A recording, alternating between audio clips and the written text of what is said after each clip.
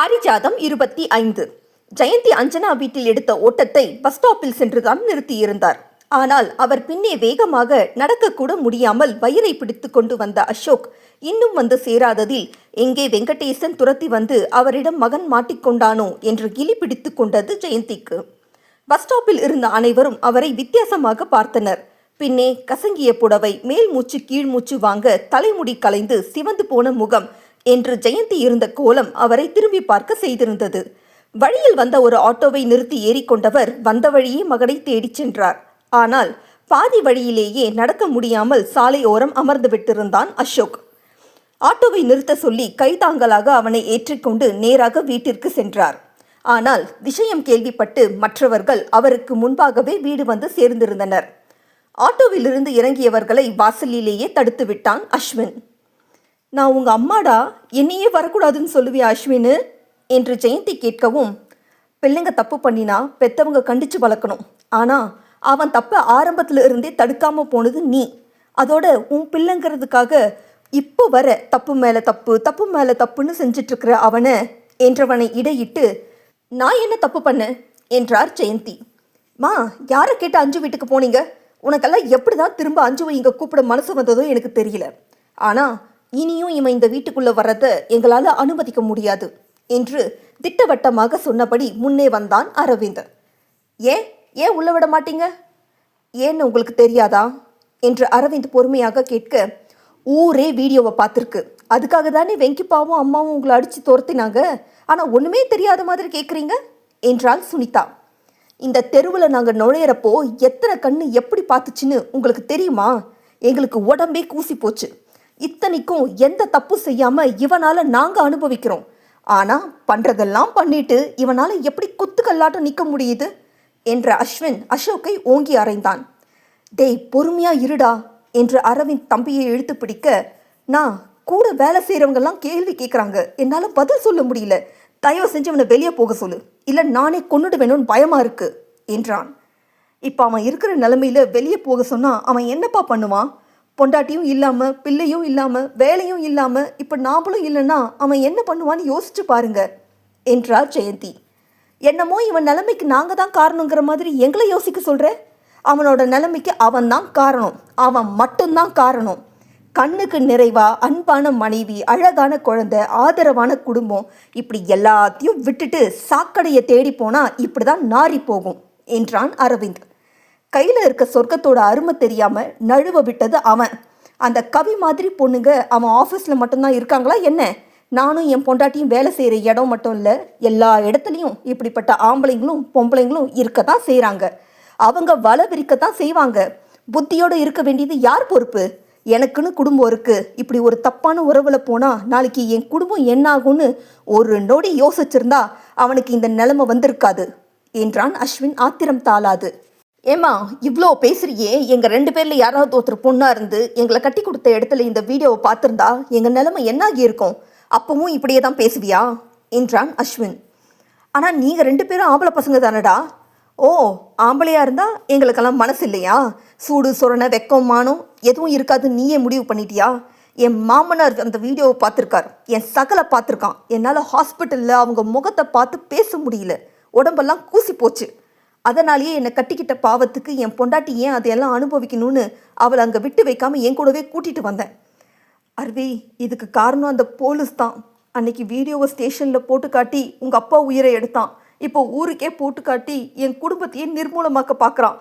அவன்லாம் நல்லா என்று ஆரம்பிக்கவுமே, வாயை மூடுங்க என்று சப்தமிட்டாள் சுனிதா. இன்னொரு வார்த்தை அவரை ஏதாவது பேசுங்க, வயசில் பெரியவங்கன்னு கூட பார்க்க மாட்டேன் என்றதில் திகைத்து போனார் ஜெயந்தி. உடனே சின்ன மகனை நெருங்கியவர், அஸ்வினு, உன் பொண்டாட்டி என்னை என்ன பேசுகிறான்னு கேட்டியாடா என்றார் கண்ணீரோடு. அவள் சரியாதாம்மா பேசுகிறா. நீ முதல்ல ஒரு தாயா இல்லாமல் போனாலும் ஒரு பொண்ணா சரியாக யோசிச்சு பேசு என்றான். டேய், அந்த போலீஸ்காரன் தான் அஞ்சுவை கட்டிக்க போகிறவன். என் மகனை இந்த நிலைக்கு ஆளாக்கி. மா, போதும், வாயை மூடு. என்னமோ அவர் உன் மகன் ரூமில் கேமரா வச்சு வீடியோ எடுத்த மாதிரி பேசுகிற. இந்த நாய் சாக்கடையில் பிறந்ததும் இல்லாமல் அதை வீடியோவும் எடுத்து வைக்கிற அளவுக்கு பத்திரமாக இருந்திருக்கான். இவன் பண்ணது தப்பு இல்லை, ஆனால் அவர் அதை போட்டு காட்டினது தப்பா? அப்படி இல்லைப்பா, என்ன இருந்தாலும் என்ன என்ன என்ன இருந்தாலும் இந்த மாதிரி ஆளுங்களை துகிலுரிச்சு காட்டினது ரொம்ப சரி. அஞ்சு எங்கள் தங்கச்சி, அவளோட கல்யாணத்தை நடத்தி வைக்க போகிறதே நாங்கள் தான். எங்க உங்களால் முடிஞ்ச அஞ்சு கல்யாணத்தை தடுத்து பாருங்க பார்க்கலாம் என்று சுனிதா சவால் விட்டாள். ஆளாளுக்கு அத்து விடுற மாதிரியே பேசுறீங்களே, என்ன இருந்தாலும் அவனும் உங்கள் கூட பிறந்தவன் தானே, அந்த பாசம் கொஞ்சம் கூடவா உங்களுக்கு இல்லாமல் போச்சு? அஸ்வினு, நீ கேட்டதும் வேலையை விட்டு கொடுத்தானே, அந்த நன்றி கூடவாடா உனக்கு இல்லை? அன்னைக்கு அவன் வேலை தான் வேணும்னு சொல்லியிருந்தா நீ என்ன பண்ணியிருப்ப? இது அவன் வீடு, ஆனால் அவனுக்கே இடம் இல்லைன்னு சொல்றது நியாயமா என்றதற்கு அரவிந்த் ஏதோ பதில் சொல்ல முற்பட அவனை தடுத்த நந்தினி, இப்போ என்ன, உங்களை இந்த வீட்டை விட்டு போங்கன்னு சொல்லக்கூடாது, அவ்வளோதானே, தாராளமாக இனி நீங்களே இங்கே இருங்க, நாங்கள் கிளம்புறோம் என்றாள். என்னம்மா பேசுகிற, நீங்கள் எல்லாரும் ஒத்துமையாக இருக்கணும்னு தானே நான் நினச்சேன் என்றார் ஜெயந்தி. என்ன பேசுகிறீங்க நீங்கள்? சாக்கடையும் சந்தனமும் எப்படி ஒன்றா இருக்க முடியும்? நீங்கள் பெத்தது செஞ்சிருக்கிற காரியத்தால் எங்களால் தலையை நிமிர்த்தி யாரையும் பார்க்க முடியல. உங்களுக்கு வேணும்னா இதெல்லாம் சுலபமாக இருக்கலாம், ஆனால் எங்களால் இனி இதையெல்லாம் பொறுத்துக்கிட்டு இருக்க முடியாது. எங்கள் பிள்ளைங்களோட எதிர்காலத்தை விட இந்த வீடோ உறவோ எங்களுக்கு முக்கியம் இல்லை. நீங்கள் பெத்தது தறிக்கெட்டு போய் போட்ட ஆட்டத்தோட விளைவை நாளைக்கு எங்கள் பசங்க அறுவடை பண்ணணும்னு எங்களுக்கு என்ன தலையெழுத்தா? காலம் முழுக்க இந்த அசிங்கம் எங்களை தொடரும் தான். இருந்தாலும் இங்கேயே இருந்தால் அது இன்னும் மோசமான விளைவை ஏற்படுத்தும். நாளைக்கு எங்கள் பசங்க இந்த இடத்துல நல்லபடியாக வளர முடியுமா? நீங்கள் பெத்தது செஞ்ச பாவத்துக்கு எங்கள் குழந்தைங்க என்ன பண்ணுவாங்க? எல்லா கண்ணும் ஒரே மாதிரி பார்க்காது, எல்லா வாயும் ஒரே மாதிரி பேசாது. நீங்கள் அடுத்தவங்க குடும்ப நியாயத்தை வீடு வீடாக போய் பேசினதை வச்சு எங்களை ஜாட பேச தான் செய்வாங்க. ஏன் நந்தினி இப்படியெல்லாம் பேசுகிற? பின்ன உங்கள் சித்தப்பா இப்படி பண்ணான்னு யாராவது என் பசங்களை பேசினா என்றவளை இடையிட்ட சுனிதா, பேசினான்னு இல்லைக்கா, இந்த அம்மா ஊரை அடித்து ஒலையில போட்டிருக்கிறதுக்கு நிச்சயம் பேச தான் செய்வாங்க என்றாள். அதான் சொல்கிறேன், எங்களுக்கு எங்கள் குழந்தைங்க முக்கியம், நாங்கள் இந்த வீட்டை விட்டு போகிறோம், நீ ஏன் இந்த வீட்டில் வாழ்ந்துக்கோ என்ற நந்தினியின் பேச்சை அனைவருமே ஏற்றுக்கொண்டு தத்தம் பொருட்களை அடுக்கத் தொடங்கினர். அர்வி, அவன் இருக்கிற நிலைக்கு நீங்கள் எல்லாரும் விட்டுட்டு போனா நான் மட்டும் என்னப்பா செய்ய முடியும் என்று கண்ணீரோடு மகன் முன்னே வந்து நின்றார். என்ன கேட்டா, சொரண உள்ள ஜென்மமாக இருந்தா அப்பா இறப்புக்கு காரணமான அன்னைக்கே இவன் செத்து இருக்கணும். ஆனால் இன்னமும் உயிரை எடுத்துட்டு திரியறது மட்டும் இல்லாமல் அஞ்சு நிம்மதியை கெடுக்க பார்க்குறான், கேடு கெட்டவன் என்றான் அரவிந்த் ஆத்திரம் தாளாமல்.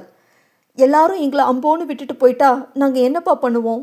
அவனுக்கு வேற வேலை இல்லை, முன்னாடி விட இப்போ ரொம்ப பலமாக அடிபட்டிருக்கு, ஹாஸ்பிட்டல் பார்க்கணும், தயவு செஞ்சு எங்களை விட்டுட்டு போயிடாதீங்க என்று காலில் விழாத குறையாக கெஞ்சினார் ஜெயந்தி. மா, என்னம்மா நீ? இதை பார், தாயை பழிச்ச பாவம் வேண்டான்னு தான் என் வாயை கட்டுப்படுத்திட்டு இருக்கேன், பொம்பளையா நீ எல்லாம் என்று அஸ்வின் தொடங்க, ஜெயிலுக்கு போயிட்டு வந்ததால் அவனுக்கு இனி யார் வேலை கொடுப்பா என்று இறுதி முயற்சியாக மகன்களின் மனதை கரைக்க பார்த்தார். அவனுக்கு எதுக்கு இன்னொருத்தன் வேலை கொடுத்துக்கிட்டு? அதுதான் கைவசம் தொழில் வச்சிருக்கானே, அதையே இந்தியா முழுக்க பண்ண சொல்லு, நல்லா வியாபாரமாகும் என்று பல்லை கடித்து கொண்டு சொன்னான் அஸ்வின். என்னப்பா சொல்கிறேன்? அதுதான் அந்த கழிசிட கவி கூட விதவிதமாக வீடியோ எடுத்து வச்சிருக்கானே, அதையே ஒவ்வொரு ஸ்டேட்டாக போய் இந்தியா முழுக்க விநியோகம் பண்ண சொல்லு, அமோகமாக பணம் அள்ளலாம், லைஃப் டைம் செட்டில்மெண்ட் கிடைக்கும் என்றதில் ஜெயந்திக்கு பேச்சு எழவில்லை. இரு மகன்களும் கைவிரித்துவிட்டு தங்கள் குடும்பத்தோடு கிளம்பிவிட அடுத்து என்ன செய்வது என்று தெரியாமல் அமர்ந்து விட்டார் ஜெயந்தி. மா, வலி தாங்க முடியல என்று அசோக் துடிப்பதை கண்டவர் உடனே ரவிக்கு அழைத்தார். அவனும் இப்போது வேலையில் இருப்பதால் நாளைக்கு வரட்டுமாமா என்றான். அவன் படுற பாட்டை என்னால் கண்கொண்டு பார்க்க முடியல ரவி, கொஞ்சம் சீக்கிரம் வரியா, ஹாஸ்பிட்டலில் அட்மிட் பண்ணணும். மா, இப்போ நான் டியூட்டியில் இருக்கேன், வர முடியாதே. சரிப்பா, வேற ஏதாவது ஏற்பாடு செய்ய முடியுமா? மா, நான் எனக்கு தெரிஞ்ச டிரைவரை அனுப்புகிறேன், நீங்கள் அவனை முதல்ல அட்மிட் பண்ணுங்க, நான் வேலை முடிச்சுட்டு வரேன் என்ற ரவியிடம், ரவி, ஹாஸ்பிட்டலில் கொடுக்கறதுக்கு பணம் எதுவும் இல்லைப்பா என்றார் தயக்கத்தோடு. என்னம்மா சொல்கிறீங்க என்றதும் அஞ்சுவிற்கு கொடுப்பதற்காக வீட்டிலிருந்து அனைத்து நகை பணத்தையும் எடுத்து சென்றதை, அதை இப்போது வெங்கடேசன் வீட்டில் தவறவிட்டு வந்ததை சொல்லி முடித்தார்.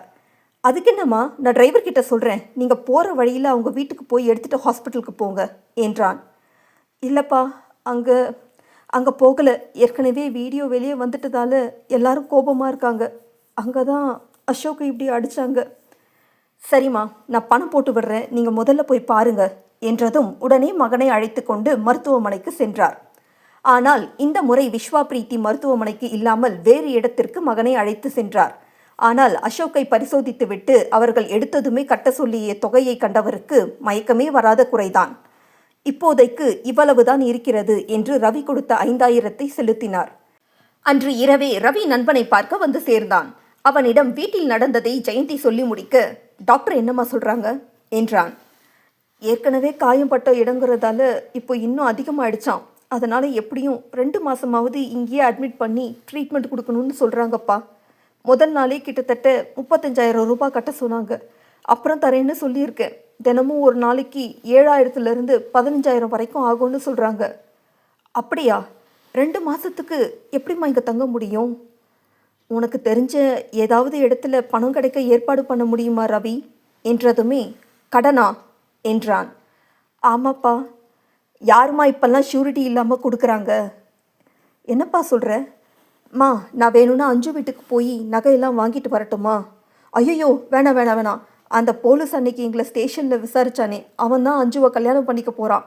அங்கே போனால் நமக்கு இன்னும் பிரச்சனையாகும் என்றிட, ஆனால் யாரும் சும்மா பணம் கொடுக்க மாட்டாங்களேம்மா. உங்ககிட்ட வீட்டு பத்திரமும் இல்லை. பா, என் பென்ஷன் புக்கு இருக்குது, அதை கொடுக்குறேன். எப்படியாவது பணம் வாங்கி கொடுக்க முடியுமா என்றிட, பணத்திற்கு ஏற்பாடு செய்கிறேன் என்று கிளம்பினான் ரவி. நேரே அஸ்வின் மனைவியோடு அவன் மாமனார் வீட்டிற்குத்தான் வந்து சேர்ந்திருந்தான். செய்தியில் அவர்களுமே விஷயத்தை அறிந்து கொண்டிருந்தனர். அதனால் பெட்டி படுக்கையோடு தங்களை தேடி வந்தவர்களை, உள்ள வாங்க மாப்பிள்ள, வா சுனிதா என்று வரவேற்க, நடந்த எதையும் மறைக்காமல் சொல்லி முடித்து, மன்னிச்சிடுங்க மாமா என்றான் அஸ்வின். நீங்கள் என்ன மாப்பிள்ள தப்பு பண்ணீங்க? பாவம் ஒரு பக்கம், பழி ஒரு பக்கமா? இது உங்கள் வீடு போல, நீங்கள் தாராளமாக எவ்வளோ நாள்னாலும் இங்கே இருக்கலாம் என்றார். அப்பா, நம்ம அப்பார்ட்மெண்ட்டில் இருந்தவங்க இப்போ தானே காலி பண்ணினாங்க. வேறு யாராவது கேட்டிருக்காங்களா? அட்வான்ஸ் வாங்கியிருக்கீங்களா என்றாள் சுனிதா. இல்லைம்மா, நாளைக்கு தான் 2 பேரை வீடு பார்க்க வர சொல்லியிருக்கேன். அவங்கள வர வேண்டான்னு சொல்லிடுங்கப்பா. நாளைக்கே நாங்கள் அங்கே குடி போயிடுறோம். வாடகை மறுக்காமல் வாங்கிக்கணும். வாடகையா? சரி, ஆனால் எங்களோட கொஞ்ச நாள் இருக்கலாமே என்று சுனிதாவின் தாய் சொல்ல, இல்லைம்மா, அது சரி வராது. அதோட அவர் இப்போ இருக்கிற மனநிலைக்கு நிச்சயமாக வேண்டாம். அக்கா மாமாவையும் இங்கே வர சொன்னால் அவங்க ஃப்ரெண்டு வீட்டுக்கு போயிட்டாங்க. இது தற்காலிக ஏற்பாடு தான் என்றிட, அவர்களின் சூழலை புரிந்து சம்மதித்தனர். அடுத்த நாள் அரவிந்த் தன் அலுவலகத்திற்கு கிளம்பி கொண்டிருக்க, அவனுக்கு வெங்கடேசனிடமிருந்து அழைப்பு. சொல்லுங்க மாமா. மாப்பிள்ள, நீங்கள் இப்போ எங்கே இருக்கீங்க? ஆஃபீஸ்க்கு வந்துட்டீங்களா என்றார். இல்லை மாமா, இப்போ தான் கிளம்பிட்டுருக்கேன். என்ன விஷயம் சொல்லுங்க. உங்களை பார்க்கணும், அதுதான். நீங்கள் எப்போ வருவீங்கன்னு சொல்லுங்கள், நான் ஆஃபீஸ்க்கு வரேன் என்றார் வெங்கடேசன். நீங்கள் ஏன் அவ்வளோ தூரம் வந்துட்டு? நான் அந்த வழியாக தானே போகிறேன், நானே வரேன் என்றவன் சொன்னது போலவே அவரை சந்தித்தவன் மீண்டும் வீடு திரும்பினான். என்னங்க, போன வேகத்திலே வந்துட்டீங்க என்ற நந்தினியிடம் தான் கொண்டு வந்திருந்த பையை கொடுத்தான். என்னங்க இது என்று பிரித்து பார்க்க அதில் நகை, பணம், பத்திரம் இருந்தது. பார்க்குறதுக்கு உங்கள் அம்மா நகை மாதிரி தெரியுது, ஏது இதெல்லாம் என்றான் நந்தினி. பார்த்தா தெரியல, நேற்று அஞ்சுவுக்கு கொடுக்கறதுக்காக எடுத்துகிட்டு போனது. அவங்க அடித்த அடியில் இதை விட்டுட்டு ஓடி வந்திருக்காங்க. மாமா தான் கொடுத்தார். நீங்கள் ஏங்க வாங்கினீங்க? டிவோர்ஸ்க்கே எந்த ஜீவனாம்சமும் வேண்டான்னு அஞ்சு சொல்லிட்டா. நியாயமாக இது அவளுக்கு போய் சேர வேண்டியது தானே. நான் சொல்லாமல் இருப்பேனாடி? சொன்னேன், ஆனால் மாமா தான் பிடிவாதமாக வேண்டான்னு சொல்லிட்டார். சரி, எடுத்துகிட்டு போய் பீரோவில் வை என்றான் அரவிந்த். அப்போ உங்கள் அம்மா கிட்ட கொடுக்கலையா? ஏண்டி, இதெல்லாம் இருக்கிறதால தானே நமக்கே தெரியாமல் அஞ்சுவை விலை பேச போயிருக்காங்க. என் அம்மானு சொல்லிக்கவே அசிங்கமாக இருக்கு நந்தினி. வெறும் 24 வயசான பொண்ணு இது நாள் வரதான் வாழ விடாமல் பண்ணாங்கன்னு பார்த்தா, இப்போ காலம் முழுக்க அவளை அவனுக்கு வேலைக்காரியாக மாற்ற பார்த்துருக்காங்க. பணம் நகையெல்லாம் இருந்தால் தானே ஆட்டம் போட தோணும். இனி அவங்க வாழ்க்கையை ஓட்டுறதுக்கு பென்ஷன் பணம் மட்டும்தான், அதுவும் கார்டு என்கிட்ட என்றிட, கேட்டு வருவாங்களே என்றான் நந்தினி. ஏன், அந்த நாய் ட்ரீட்மெண்ட்டுக்கு நான் தானே செலவு பண்ணேன். அந்த பணம் கழிஞ்ச பிறகு கொடுக்குறேன்னு சொல்கிறேன். அப்போ கொடுக்க போகிறீங்களா என்றதுமே, யாரடி இவ? அப்பவும் முழுசாக கொடுக்க மாட்டேன். பென்ஷன் பணத்தை 3 பங்கு போட்டு அஸ்வினுக்கும் எனக்கும் எடுத்துட்டு மீதியை தான் கொடுக்க போகிறேன். இருக்கிற பணத்தை வச்சு கைக்கும் வாய்க்கும் பத்தாமல் போனாதான் கொழுப்பெடுத்து தெரிய முடியாது. நீ கொண்டு போய் உள்ளவை என்றவன் அலுவலகத்திற்கு கிளம்பினான். இன்று நல்ல நேரத்தில் பால் காய்ச்சி அஸ்வின் சுனிதாவை அங்கே குடியேற்றியவர்கள் மகளின் தனி குடுத்தத்திற்கான அனைத்து பொருட்களையும் வாங்கப் போவதாக சொன்னார் சுனிதாவின் தந்தை. வேண்டாம் மாமா, கல்யாணத்தப்போ சுனிதாவுக்கு நீங்கள் கொடுத்ததே வீட்டில் இருக்குது. அதையெல்லாம் பேக் பண்ணி இங்கே கொண்டு வர ஏற்பாடு பண்ணிட்டேன் என்றிட, சுனிதாவிற்கு அஞ்சுவிடமிருந்து அழைப்பு. சுனிதா அழைப்பை ஏற்கவுமே மறுபுறம் அஞ்சுவின் அழுகுரல். அஞ்சு, எதுக்கு அழற? என்னாச்சு? சுனிதா, நீ கொஞ்சம் எங்கள் வீட்டுக்கு பக்கத்தில் இருக்கிற கோயிலுக்கு வரியா என்றாள் அஞ்சு. கோவிலுக்கா? ஏன், நானும் அவரும் வீட்டுக்கே வரோமே. இல்லை இல்லை, வேண்டாம், நீ மட்டும் கோயிலுக்கு வா, கொஞ்சம் சீக்கிரம், நான் காத்துட்ருக்கேன் என்றிட, அடுத்த அரை மணி நேரத்தில் அஞ்சுவின் முன் சென்று நின்றாள் சுனிதா. அவளை கண்டதுமே பாய்ந்து சென்று கட்டிக்கொண்ட அஞ்சு, ஏன் சுனிதா, எனக்கு மட்டும் இப்படி நடக்குது என்றாள் அழுகையினுடே. என்ன நடந்தது அஞ்சு? ஏன் இவ்வளோ அழுக? ஏதாவது பிரச்சனையா என்றதில் அவள் கண்ணீர் இன்னும் அதிகரித்தது. முதல்ல நீ வந்து உட்காரு என்று அவளை மரநிழலில் அமர்த்தியவள், அழாம விஷயத்த சொல்ல அஞ்சு என்றாள். நேத்து அவனோட வீடியோவை என்னோட வேலை செஞ்சவங்களும் பார்த்துருக்காங்க சுனிதா. அது பார்த்ததுமே பிருந்தா அக்கா எனக்கு ஃபோன் பண்ணி பேசினாங்க. என்ன சொன்னாங்க? அவன் தொடர்பு வச்சிருந்தவளுக்கு நிறைய பேரோட தொடர்பு இருக்கிறதால எங்கே அவனுக்கு ஏதாவது வியாதி வந்திருக்குமோ, அவன் மூலமாக எனக்கு வந்திருக்குமோன்னு ரொம்ப பயந்து போய் கால் பண்ணாங்க என்றிட சுனிதாவின் முகம் கலவரமானது. எப்படி நான் இதை மறந்தேன் என்று கலக்கத்தோடு அஞ்சுவை பார்த்தாள். அக்கா மட்டும் இல்லை, அப்பாவும் அம்மாவும் கல்யாணம் வச்சிருக்கிற சந்தோஷத்தில் இருக்கிறதால இதை சொல்லி அவங்கள வருத்தப்படுத்த விரும்பாமல் எங்கள் தெருவில் இருக்கிற ஒரு ஆண்டியும் என்னை தனியாக கூப்பிட்டு இதை பற்றி பேசினாங்க. ஒருவேளை எனக்கு ஏதாவது இருந்து அதனால் கல்யாணத்துக்கு அப்புறம் அவருக்கு ஏதாவது ஒன்று நடந்துட்டா எப்படின்னு கேட்டவங்க, நல்ல மனசோட உன்னை கட்டிக்கிறவருக்கு எந்த பாதிப்பும் வராமல் பார்த்துக்கோமான்னு சொன்னாங்க என்றவளை கண்ணீரோடு கட்டி கொண்ட சுனிதா, போதும் அஞ்சு, அடறதை நிறுத்து. நீ ஏன் அப்படி யோசிக்கிற? உன்னோட நல்ல மனசுக்கு உனக்கு அப்படி எதுவும் இருக்காதுன்னு நம்பு. அப்படி என்ன தப்பு பண்ணிட்ட நீ? இதுக்கு மேலேயும் உன் வாழ்க்கையை சோதிச்சா நான் கடவுள்னு ஒருத்தர் இருக்காருங்கிறதே நம்ப மாட்டேன் என்றிட அஞ்சுவின் அழுகை இன்னும் அதிகரித்தது. எனக்கும் புரியல சுனிதா, இப்போதும் வாழணுங்கிற ஆசையே எனக்கு வந்தது. ஆனால் ஏன் கடவுள் என்னை மட்டும் இப்படி அடுத்தடுத்து சோதிக்கிறார்? இதை கேட்டதுலேருந்து நான் நானாவே இல்லை. யாருக்கிட்ட இதை பேசுறதுன்னு ஒரே குழப்பம். அதுதான் அக்காவுக்கு கால் பண்ண, அவங்க எடுக்கல. ஒருவேளை ஹாஸ்பிட்டலில் இருக்காங்க போல என்றிட, இல்லை அஞ்சு, அக்கா மாமாவோட ஃப்ரெண்டு ஒருத்தங்க வீட்டில் இருக்காங்க. நானும் அப்பாவோட இன்னொரு ஃப்ளாட்டுக்கு போயிட்டேன் என்றவள் நேற்று நடந்ததை சுருக்கமாக சொல்லி முடித்தாள். எனக்கு இப்போ இருக்கிற ஆத்திரத்துக்கு அவனை அப்படி குத்தி கொல்லணும் போல இருக்கு சுனிதா. அவனுக்கு நான் ஒரு பாவமும் செய்யலையே, ஆனால் ஏன் என் வாழ்க்கையை மொத்தமாக நாசம் பண்ணிட்டான் என்றாள் கண்ணீரோடு. சர்வா சாருக்கு பேசினியா என்று சுனிதா கேட்கவும், இல்லை என்றாள். ஏன்?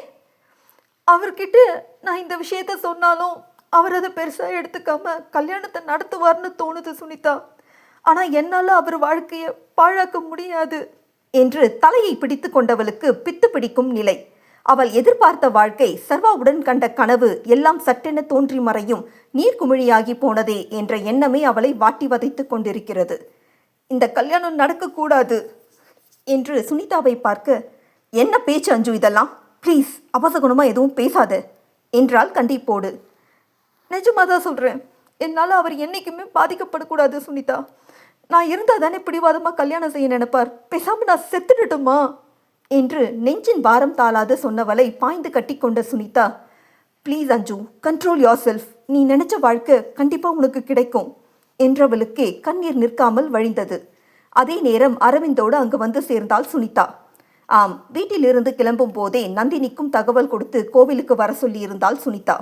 அஞ்சு அழுததை சொல்லவும் அரவிந்த் நந்தினி அவனை வேண்டாம் என்றதையும் கேளாமல் உடன் வந்திருந்தான். இருவரின் நிலை கண்டு, அஞ்சு என்னம்மா ஆச்சு? நீ எதுக்கு சுனிதா அழற என்றார். மாமா. என்னடி ஆச்சு? எதுக்கு இப்படி 2 பேரும் அழுதுட்டு இருக்கீங்க?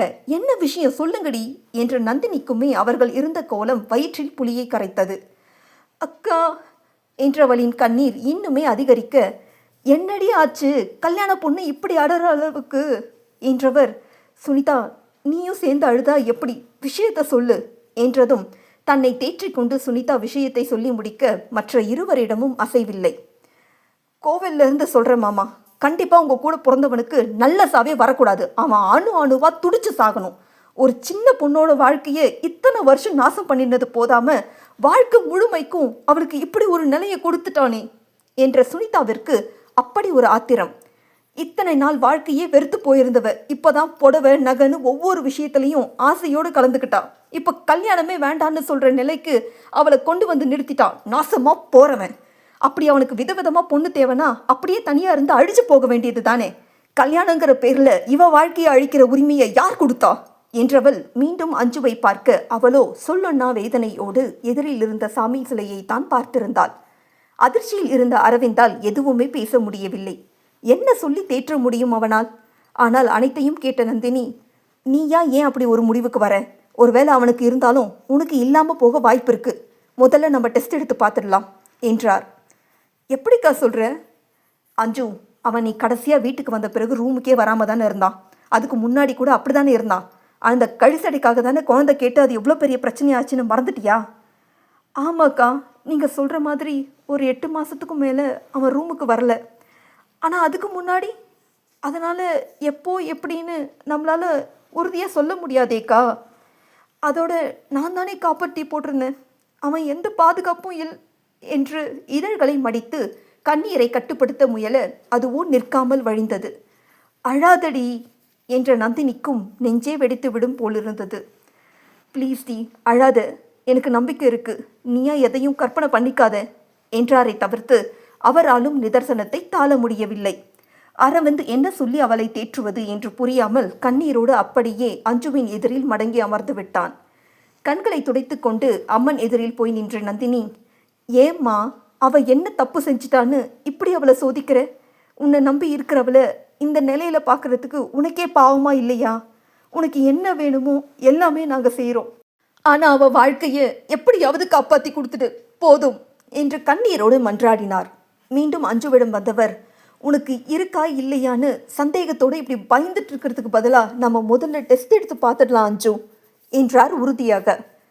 டெஸ்ட் எடுத்து என்று விட்டேர்த்தியான பார்வையோடு அஞ்சு கேட்க, தயவு செஞ்சு மனசை தளர விடாதடி, உனக்கு நல்லதே நடக்கும் என்று குங்குமத்தை அவள் நெற்றியில் பூசியவர், முதல்ல டெஸ்ட் கொடுப்போம், அப்புறம் என்ன செய்யறதுன்னு முடிவு பண்ணலாம் என்று மருத்துவமனைக்கு அழைத்து சென்றார்.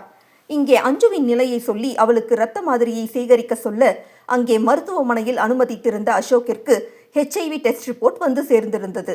ஆம், அவனை சிகிச்சைக்கு அன்று அனுமதித்திருந்த மருத்துவமனையில் இருந்த சில செவிலியர்களுக்கும் சமூக வலைதளங்கள் மூலமாக அவன் வீடியோ சென்று சேர்ந்ததில் அசோக்கை அடையாளம் கண்டு கொண்டனர். அவனிடம் இருந்து ரத்தம் எடுப்பதை கண்டவன், எதுக்கு சிஸ்டர் பிளட் எடுக்கிறீங்க என்றான்.